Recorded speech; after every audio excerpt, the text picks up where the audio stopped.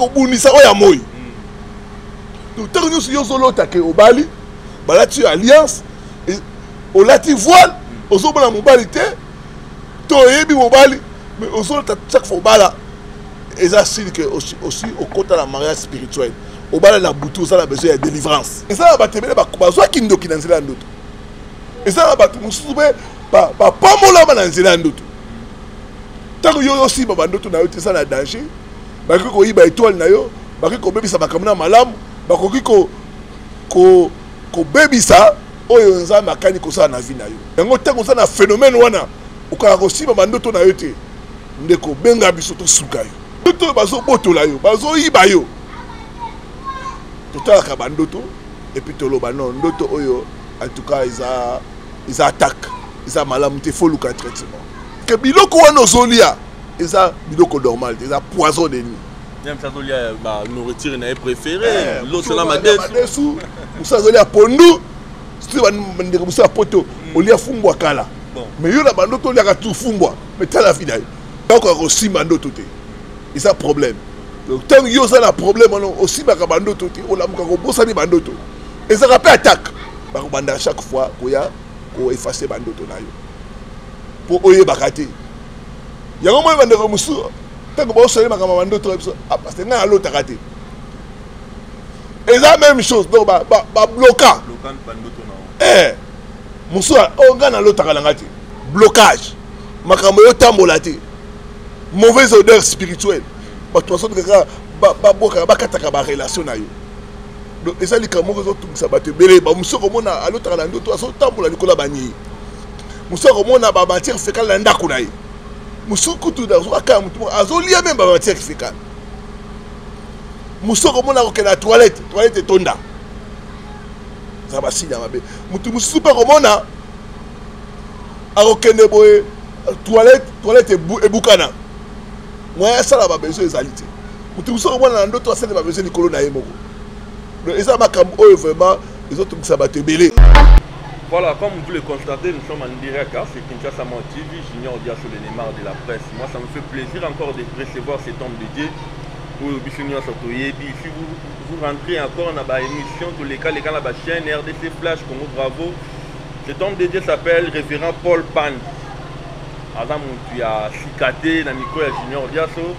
En tout cas, aujourd'hui, il nous a fait plaisir pour recevoir option à Katia Église, donc montagne de la configuration, de transfiguration. Donc nous sommes là avec le pasteur Paul Pandi, référent Paul Pandi. Il va nous parler sur les 7 phénomènes fréquents dans nos rêves, donc Bandoto Tolotaka. Moi, ça me fait plaisir. Si on appelle ça Bombo, Maman Mimi Nabiso, Maman Mimi Kalombo na Canada, Maman Mimi, référent Paul Pandi, Yom Tolotaka Bandoto. Bandoto est compliqué, bandoto est à ma baie, na boutou ko situka, bandoto plus de 5 doto. Côté ba ndenge ba ko limbo la ngote, donc le référent Paul Pandi est là. Vous allez l'appeler sur son numéro qui est au bas de votre télévision. Donc papa dit de dire moi j'aimerais que vous placez le déjà numéro à référent Paul. Il y a eu des gens Lori Takataka, vous avez qui est belé entré à Kobenga, Bolobi Junior Diasso, yo yamba ba maître spirituel, yo romo yamba ba nganga. Tu fais plus la promotion à Banganga. Non, nous sommes une chaîne commerciale. Donc s'il y a des gens où Balingi Koleka va expliquer Madame Labango, nous sommes là pour le recevoir. Comme le référent Paul Pandi nous a fait plaisir, il y a Koleka juste dans Kinshasa TV, il y a Libosoté, il y a Soukapete. J'espère que nous serons là, dans l'activité de l'église Nabiso, pour la visibilité et puis pour qu'on puisse s'abonner à la chaîne, il y a référent Paul Pandi, ou à couper sa chaîne sur YouTube. Ça nous fera du bien. Mais pour commencer, moi j'aimerais que Papa Dieu de Diasso attire la vision dans ma décision exprès. Depuis de l'autre côté, pour le référent Paul Pandi. C'est parti, Papa Dieu de Diasso.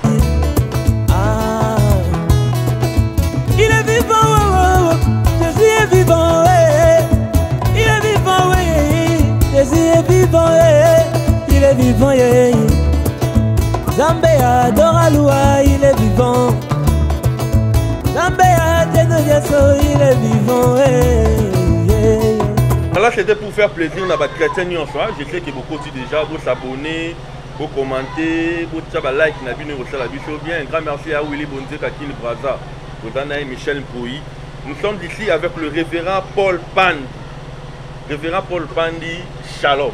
Ouais, shalom mon frère Junior. On va souvenir révélé. Voilà. On est tombé dans ça, tout ça, Kosola, Peko, Banazabé. Et vraiment, dans les symboles, il y a Kozunga, vraiment, dans la chaîne Abisso, Kinshasa Mon TV, pour tout édifier Banazabé, dans faire un doto. Parce que on est à la Christ, et à la païen, nous sommes à l'autre. Mais l'autre, bon, Abisso, nous sommes à l'interprétation de Bandoto. Na loti na moni loko bo ndoto mais loko lingo lo banini yango na quatre soucis ya kosunga bana nzambe ndeto komaki mukanda oyo voilà mukanda oyo to lobeli ba phénomène oyo ezongaka mingi na bandoto na biso to expliquer yango to expliquer ba conséquences pour bana nzambe ba yeba ndere ni ko interpréter bandoto na bango ndere ni vraiment après kolota action il faut que ça là pour na kozwa elonga voilà. Le révérend Paul Pandi a un livre est disponible. Le révérend Paul Pandi a un livre où par exemple dans l'église, les arabes à Kinshasa, pour tout le comme international. Tout par autre chose dans le livre ça à Kinshasa, on peut passer en Belgique. Tout ça peut nation na biso soit en Belgique. Ce que bengi biso to peut ça numéro naé qu'on appelle ko somba ba livre wana. Mais pour votre numéro bien que c'est affiché dans le temps sur numéro dans mon pour na ba aveugle ba yo kaka mais ba monati. Ouais pour na ba wa kubenga biso tout ça na plus 243 9 98 41 26 29. Donc 243 9 98 41 26 29. Voilà. Les 7 phénomènes fréquents dans nos rêves. Révérend Paul Pan ninga la rolinga yo moko fongo la biso et puis ba création te retourne. OK. Phénomène à liboso na lobe na livre ça phénomène à kobosa na bandoto. Voilà. Ça batumso mo na loti mais abosa nyango. O mo na biso passer dans mon akelo we na ndoto mais na kangi yango te. Et batebele za ka fréquent. O mo na bi a kolota ndoto na tongo abosa nyango. Moi je na mon akibilo o mo na ndoto mais na simba kité. Il y a un phénomène qui touche à Kabatebele et tu as une explication dans le côté. Il y a un livre où on a expliqué pourquoi bande kobele ba lotaka ba sibaka bandoto na bangote. Danger dans le côté. Na quand ça va dans Nzambe par exemple, ndoto za ka message. So ba pèse au message, on sali message wana. Et ça très dangereux. Okoye baté ndili ezo sala na vie na yo, okoye baté ba kamuni Nzambe azolo bela yo. Nzamba lobaka na bandoto, diable attaquera biso na bandoto. Ndoto eza eloko boko eza na muzindo bakasi.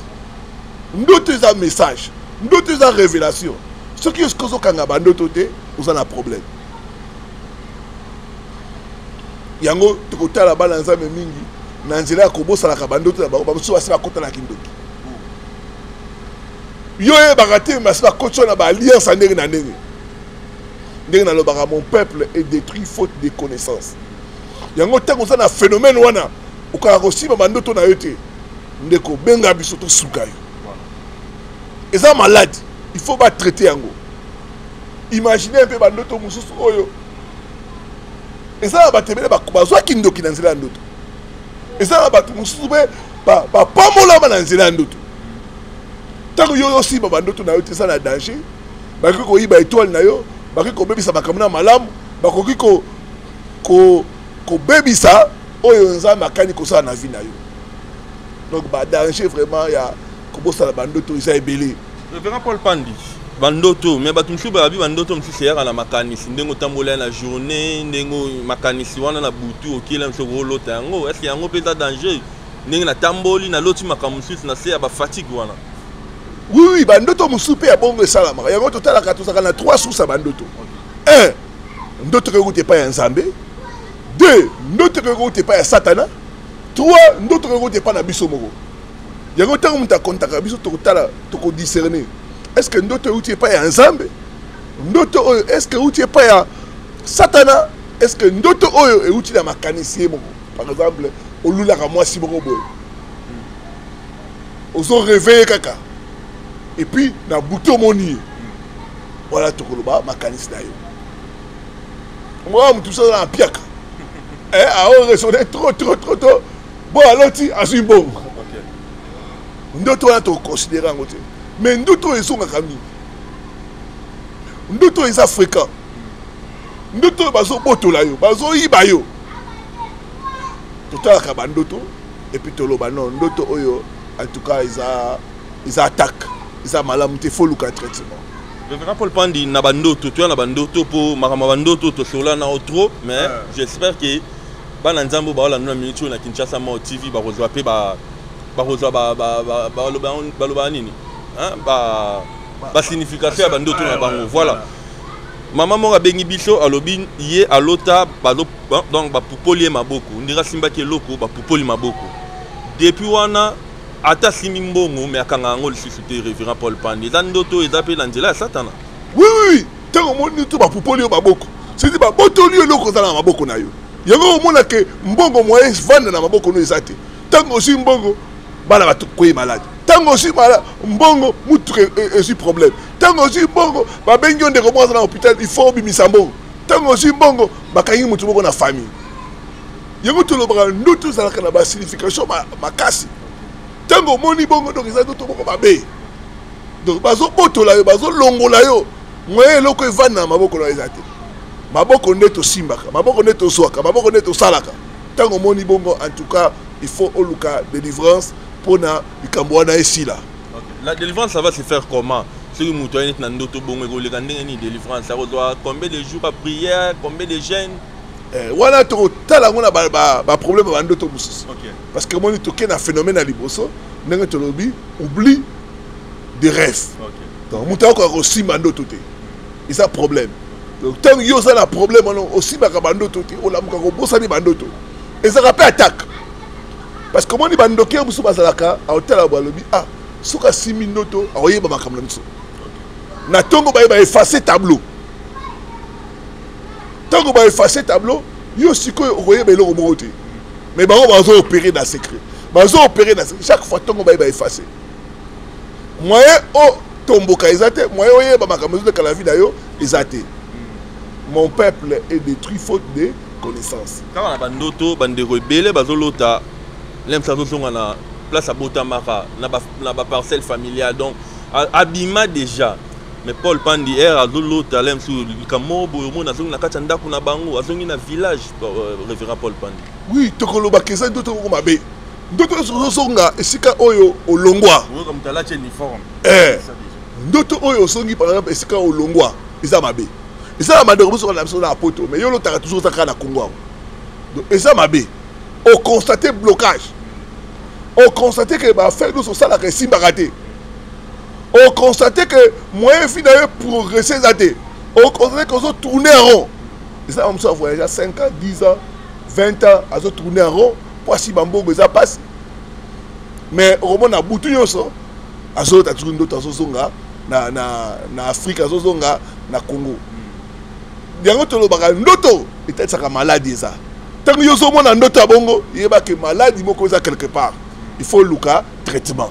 Voilà. Ndoto ko la ta uniforme, yo aussi sa classe. Tant qu'on solo ta note, ça ndoto ya blocage, et ça ndoto ya régression.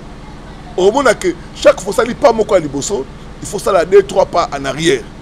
Donc et ça bandoto moko mabe, il faut luka vraiment pour ça l'ensemble abonde la pona yo pour likambona ici là. Voilà, pour likambona ici là. To keninga la bandoto. Bandeko ba lota révérend Paul Pandi Azolia na butu oui il y a un phénomène il y a Mibale et ça bandoto akolia phénomène de nourriture voilà et donc ça wana il faut yeba biloko ni yo liaka na butu nani alamba ka biloko liaka na butu normalement ndoto akolia et ça ndoto moko babe parce que mon frère dit il faut yeba biloko moko que na kolia alliance c'est ça là-bas. La représentation par exemple, Soboke na Libala. Libala Somalia quand Soko balambi bilo côté na Libala, c'est que problème est ça. Donc Kolia est ça signe alliance. Tant que nous sommes bilo Kolia ça, il y a qui alliance ça ici kawa. Talaka Yesu, pas que ça va disciple na alliance na ça li pe bilo Kolia 5 scènes. Alors bibolia nzoto nanga bomé na makila nanga. Donc nous avons collé ça quand nous sommes dangereux. Et ça va te mettre dans la colia, il y a poisson de nuit. Poisson de nuit pèse là-bas. Oui, poisson.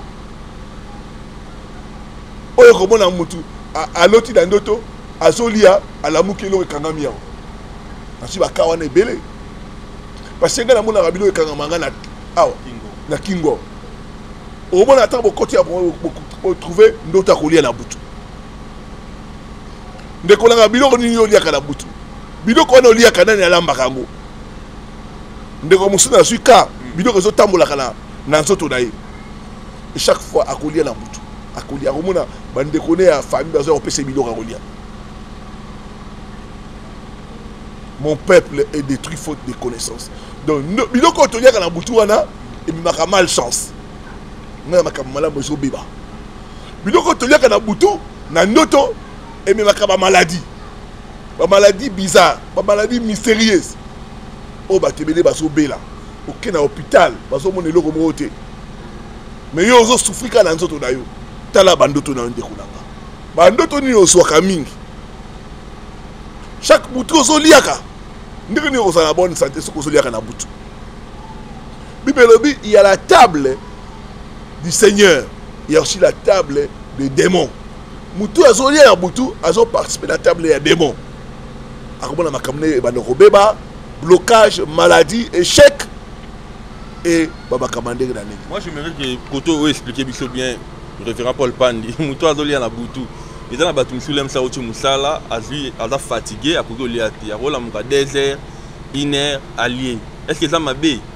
Te wana tolobi eza mabete mais tolobi kolia na butu na ndoto spirituellement tangu yo na butu ozolia na ndoto eza mabe parce que biloko wana ozolia eza biloko normal eza poison de nuit même ça zolia ba nourriture na préféré l'autre là madesu musa zolia pondu sti bandeko musa poto olia fumbwa kala mais yo na bandoto olia ka tu fumbwa mais tala vida omoni fumbwa ndenge ezaka na banguba le kangama on a payé comme nous bando kangama et bandi kangama nga so ande ko mo mususu a mona tata boss ta yo milaye lo sola madesu mais ndeko wana moi si chaque fois ça suis fiancé déception kaka déception tant que go tala to moni ki bakanga kae na nzela ya biloko kolia wana siko tata moi slim takanga ki oui tata moi daye a local na nzela ya biloko kolia ya gos ko na ndoto ya chaque fois ko pesa kae biloko plus ça donne la boutou, plus déception et comme il. Voilà, dans ce livre, nous avons combien de chapitres? Dans le livre, tout ça, il y a 7 chapitres. 7 chapitres. Ils ont représenté 7 phénomènes. Il y a Bandoto, Mingi, Nakatia Boutou. Voilà, dans l'introduction, il y a les causes de l'oubli. Les causes de l'oubli, révérend Paul Pandi. Expliquez-moi ça, mon âme. Cause à oublier. Cause à kobosa na bandoto tolo baboye ezali kindoki ya famille oto bengi mauvaise fondation soki oza attaquer la kindoki ya famille ezali normal que obanda kobosa la bandoto na ba on ko effacer tableau il faut ta la famille ni obimi famille oyo obimi kindoki eza ba obanda chaque fois koya ko effacer bandoto na yo pour oye bakate yango moyo bandeko musu tango bo sole makama bandoto parce que nga lo takate et la même chose donc ba bloquer bandoto na musu o nga na lo takala ngati c'est normal te comment yo mutu mo lo takate nzamba lo ba na bandoto soki yo solo tate ça dit que ça communication nza mete diable a ça na bandoto ndoto za moyen révélation. Donc, au a cause à l'Ibosa oublie les fondation, mauvaise fondation spirituelle. Famille autoroute, ils ont n'éreni. Deuxième cause. Les conséquences de ne pas retenir ses rêves. La deuxième cause, tout ça là-bas cause dans nous. Cause, hein? Manque de vie de prière. Tant que vous êtes ensemble, vous avez la vie de prière. Parce que nous tous avons la révélation. Pour Nzamba lobela biso, il faut tous aller na vie de prière. Tant que vie de prière est athée, on va na robosa la mandoto là. On robosa la révélation là. Troisième cause, vie de péché. Parce que comment lui soumu et kabola rabiso dans Nzamba. Lui soumu il m'a blocage. Tant que on vit à lui soumu, on peut bloquer appareil non récepteur. Esprit d'ailleurs qu'on a la kilo. Moyen recevoir ba signer ensemble et kozala te. Donc vie de péché. Trois et quatrièmement envoûtement. Ça na envoûtement monsieur ya kapo dako. Ça la kemuta abo ça la bando tonai. Na suis bande ko bele ba souffrir dango. Tant to koti ba prière, to briser ba envoûtement. Au moins muta ko kanga bando tonai.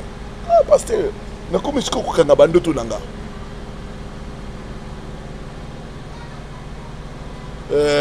Sixièmement, mauvaise imposition des mains. On dit toujours que dans l'église, pas monsieur ozoti abiso ba maboko ba boye pour la koboma do ya vision. Na besoin de konanga dépôt que dans l'église pour ba tio maboko, on le t'a sauté. C'est pas n'importe qui doit t'imposer les mains. Via muto a tio maboko za ndeni. So muto a tio maboko za na kindoki. Amoni que yo monaka à cause ça tout aboma et le quoi na obana komona te ozala ko la aveugle spirituel. Dans le but, mon peuple est détruit faute de connaissance. Voilà. Maintenant, la conséquence, voilà. Tant que vous aussi, bandoto na yote, vie na yo ko zala exposé na ba attaque. Parce que yo zo monati. Bako beta yo. Bako yiba yo. Bako salo mabe, moyo mona et ça te. Donc une vie exposée par des attaques, des rêves. Parce que Moutou Azo Monate, Azo Yebate, Makamozo le Kanavinaye sur le plan spirituel. Deuxièmement, aveuglement spirituel. Omoni, peut-être les boulons aux alibosonal. Mais tant que Yozo Monate, Okodinda. Moi, éviter danger. Nous sommes dans l'avertissement. Danger Zoya. Tant que mon andoto, on évite de nous consacrer. Musu oboninza malaksho tala ennemi na mutazo bonzo oloti na ndo fina okimo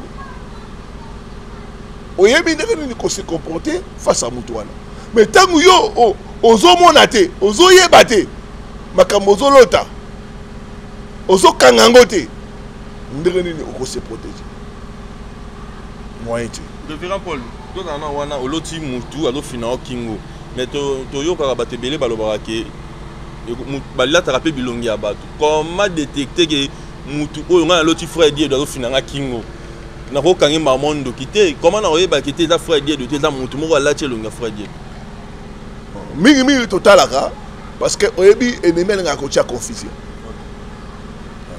ennemi alinga ko se déguiser à cause elongi ya mutu boy pour la ko tia conflit mais là totalaka pe via mutu wana mutu oyo ko fino kingo vida isandengeni relation na bino na yesa ndenge nini total ka bino ko nyoso wana et puis na kati ya prière to senga rappel total la fréquence est-ce que ça lika mongo ça lika mutu moko tombala na mbala dans ça qui le solan de comment abeti la kingai que abanda ko mona mutu moko asoya ko fina ye kingo et ba kamne bana o réussir te jour moko akyokangi la mutu wana yo keba na yo na yebi yo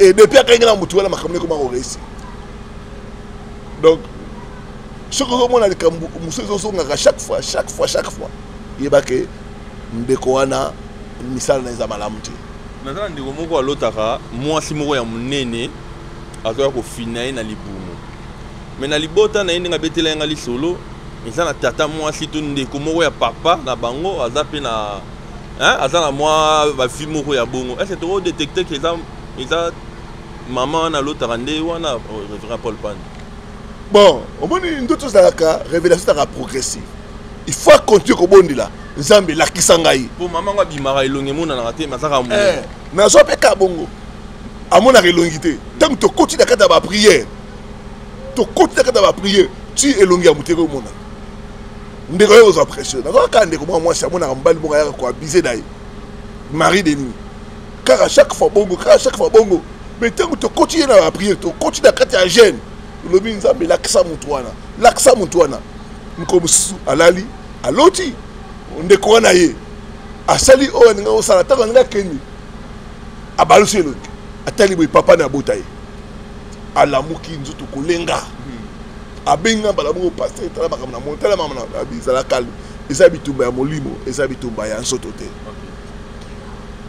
donc vraiment na kosenga bandeko baolanda biso bino mosala na bandoto bokomela frère Junior comme ça tant que ça la émission mosusu wana tokota vraiment na profondeur ya bandoto elekelaka bino bandoto ekomplikaka bino bandoto bomonaka vraiment que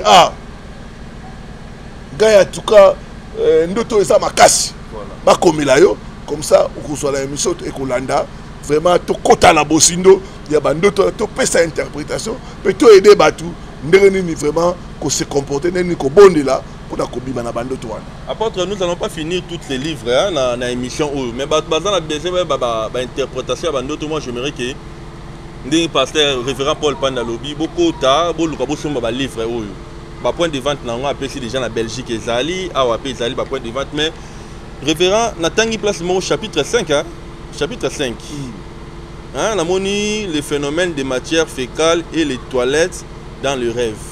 Révérend Paul Pandi makambo oyo tozoyo kango lelo na bande na sa basi ba otu ba Dubaï ils ont le bon moment trop même l'internet mais la CPL pour la moni pe ndamba révéler que dans livre expliquer biso dans makambo oyo le phénomène en matière fécale oyo eza nini donc eza ba ndoto ya matière fécale oyo to banyei eza ba ndoto mingi bato balotaka ngo et okomona mutu azomona banyei wana tokomona kati na rejet blocage makambo yo tambola te mauvaise odeur spirituelle bato baso kaka baboka bakataka ba relation na yo donc eza likambo ko tungisa bato bele ba musoko mona alotaka na ndoto aso tambola likola banyei musoko mona ba matière fécale na ndako na ye musuku tu da aka mutu azolia même ba matière fécale musoko mona ko la toilette tonda ça va sinya mabe mutu mususu pa ko mona akokende boye toilette ebukana moi ça la ba besoin ezalité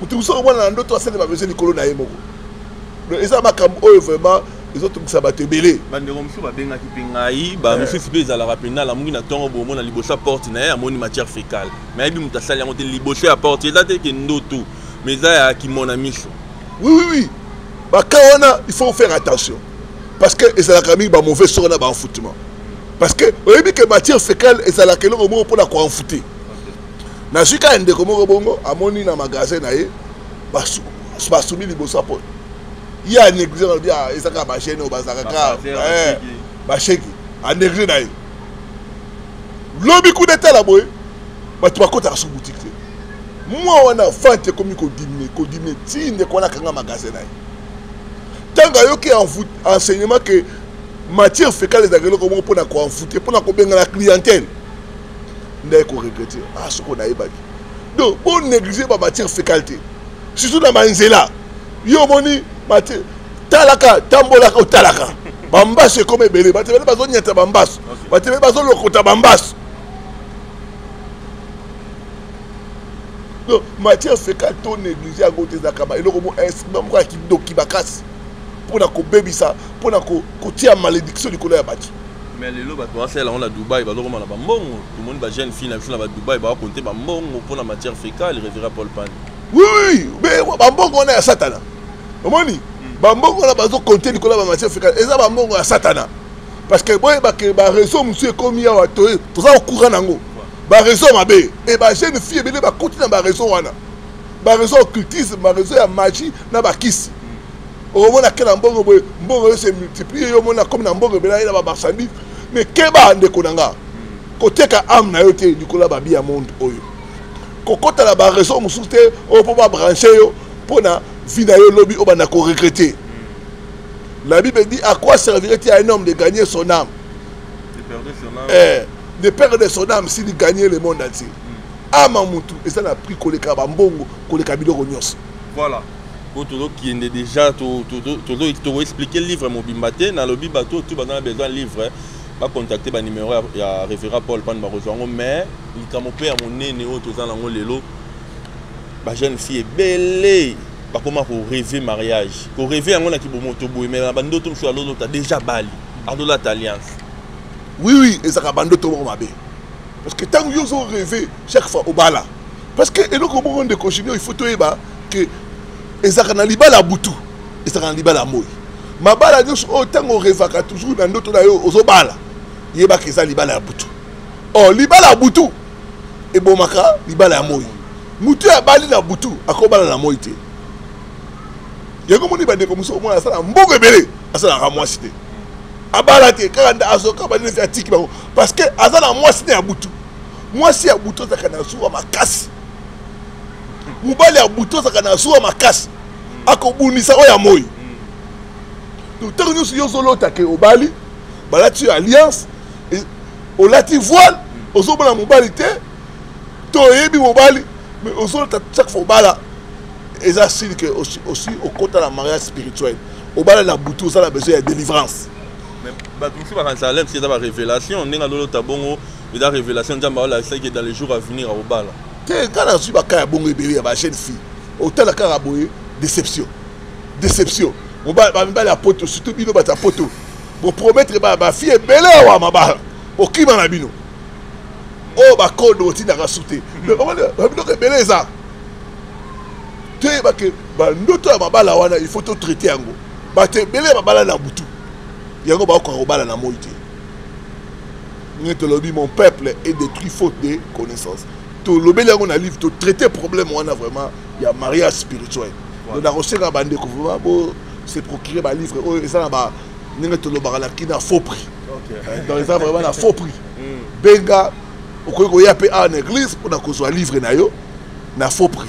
Voilà, mais bato mosusu balobi révérend Paul Pandi pourquoi tiango te ya télécharger yango te na YouTube ndenge basomba na bagoogle banini Amazon oui mosusu mpe eza na Amazon mais tokonstate ke na Amazon pourcentage ya bango eza ebele ozozwa biso mbongo ebele yango topréféré toteka yango boye yango tokosenga yo osala na besoin yango oke na Belgique kuna na Bruxelles obengi ndeko wana akopesa yo donc pour un petit rien aussi parce que ntango yo ozopesa bapourcentage ebele na bato wana donc biso bakolo livre tokomi totika na eloko moko te yango moi tokasaki système wana toimprime kaka mpo bato basomba na boye.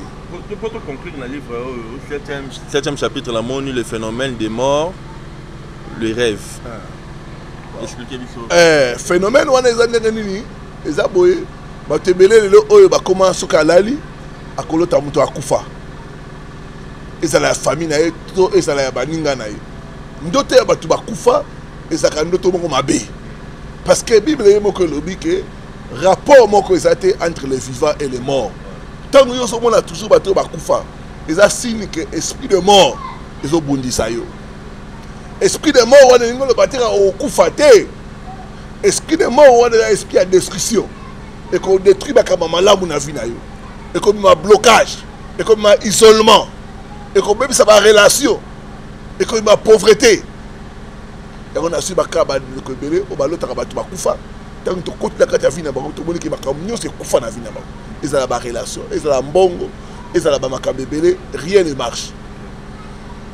Donc mon peuple est détruit faute de connaissance. Donc s'il faut retenir dans le livre Oyo, il y a 7 chapitres. Il y a les 7 phénomènes fréquents dans nos rêves. Donc tout le livre Oyo, vous contactez le numéro na biso, surtout na Kinshasa en tout cas, vous allez décider de vous rejoindre. Mais révérend Paul Pandi, il y a qui m'a collé la livre. Mais ça m'a passé, au début na Kinshasa, vous belé dans la culture wana il y a autant à terre révérend. Oui. Yango tozo comment oja livre na msali boso to komi 5 livres pona ko mema batu to mata to zo culture ko tanga culture ko découvrir baba bebele parce que omoni biloko eloko malamba eko la kango to ko eko la culture ya ko tanga yango to pousser ba nzambe mabo sala na esprit ya recherche esprit ya ko tanga na kati ya ko tanga o ko découvrir baba bebele bo se rappelle na Daniel Lanzela ba livre nda découvert qui ba makambe belé na o Italie fi na pe na Italie ba na Israël. Voilà, nous sommes arrivés à la fin. Ngala olinga elo nyoko yeb sabana ba bande ko tuba landi biso na Kinshasa Mao TV. Ce n'est pas la première fois. Tozongeli na révérend Paul Pandi. Bino ba botu na junior diaso pourquoi ba ça nzambe ba lekara vraiment mais je suis là avec le révérend Paul Pandi et ça n'a plaisir. Azala rappel na bino na poto. Pour te belé ba on a l'air en société azala rappel na bino na la poto. Qu'est-ce qu'on peut retenir dans le livre na websaka ke bana nzambe bon négliger bandoto na binote ndoto eza message ndoto eza na sekele ma e bombi bakambe belé na butu ndenge to na kolala wana makambe belé le kaka il faut tous en amayer ce qu'on appelle en français l'intelligence spirituelle de nos rêves. Il y a encore vraiment de expliquer dans le livre. À faire un autre, c'est à faire vraiment intéressant makasi. Intéressant makasi. 5 minutes, on m'a gardé ya peuple de Dieu balanda. Na web ça peuple de Dieu bazolanda boye. Confiez-vous en Jésus-Christ, quelle que soit la situation. Vous baissez les bras, vous tikate mon client mimabino, vous s'accrocher la parole de Nzambe, vous taler l'Nzambe, vous taler la promesse de Nzambe, parce que notre Dieu est fidèle. Notre Dieu récompense. Oyo bataille la kaye, ba luka kaye. Ndeko nangai, yo makambo simbate, yo oyo sana poto mikanda ezate, yo oyo situation ma longate. Kobungisa espoir te tiens likado pa ya Nzambe. Nzambe est capable de Nzambe est capable de il y a un seul nom qu'on nous a donné, le nom de Jésus. Et ce nom est puissant pour nous apporter la délivrance. Ce nom est puissant pour nous guérir. Ce nom est puissant pour nous restaurer. Donc avec Jésus-Christ, il y a encore de l'espoir. Voilà, que Dieu vous bénisse. Merci. Voilà, votre chaîne YouTube, les a contact la chaîne YouTube est Paul Richard Pandi TV. Okay. Paul Richard Pandi TV. Vous avez beaucoup de sala programme nanga ba mateya et ba vidéo mususu. Mais l'église c'est ça wapi ba tout ba limba les canaux l'église ba rolando. Ba o ba sala vraiment na besoin de délivrance, ba kamzo simbate, ozo sentir, ozo attaquer, ozo oppresser. Même vous en apporter ko ya, tout ça na Barumbu. Na commune ya Barumbu sur avenue Luvungi numéro 15 bis. Donc commune Barumbu, avenue Luvungi numéro 15 bis, référence Ezali, croisement des avenues Kassai et Kabamba. Voilà. Donc non loin de la maison communale. La station, au coup de Touzawana, Touzayamba, chaque jour, Touzawana vraiment, pour la Kosungabino, pour la délivrance Nabino. Voilà, prière pour clôturer. Papa na Pamboli Bano Balandi Biso, na Seigneur visité Bango, Oyebaneko Tambolate et Tambola. Oppression satanique, et ça l'a brisé au nom de Jésus-Christ Nazareth. Le tika lobo qu'on a visité, bao baza malade, baza la guéri au nom de Jésus. Bao baza oppressé, délivré bango, peut restaurer bango na kombo na Yesu. Na pamboli peuple na yo de partout dans le monde au nom de Jésus. Amen. Amen. C'était là le révérend Paul Pandia. Donc nous sommes là. Les livres sont là. Bah, tout le monde va contacter Bisso, va contacter Ngaï, va contacter numéro le révérend Izawana. En tout cas, pour la solution, on a des rêves, tout parce que même moi aussi j'oublie des rêves. Donc on a besoin de délivrance pour ma vie. Un grand merci à Papa Dieu qui était derrière la caméra. Un grand merci à ma membre de l'église de montagne de transfiguration. Donc nous sommes à Barumbu. Ici à Kinshasa, nous sommes à Barumbu. Donc on a limité, non, tout comme limité. Mais il y a des choses, hein. Moi j'ai vu des livres ici, les 10 animaux courants et dangereux dans nos rêves. Donc il y aura des choses autour de là avec le révérend Paul Pandi. Bah, livre Zali. Mais révérend, bien que tu comme Nasuka. Révérend Kolo Tamboa, Tokolo Tanyama et la Xaranine. Tokoso là on a mis Koya. Voilà. C'est parti Papa Dieu de Diasso. Tolé.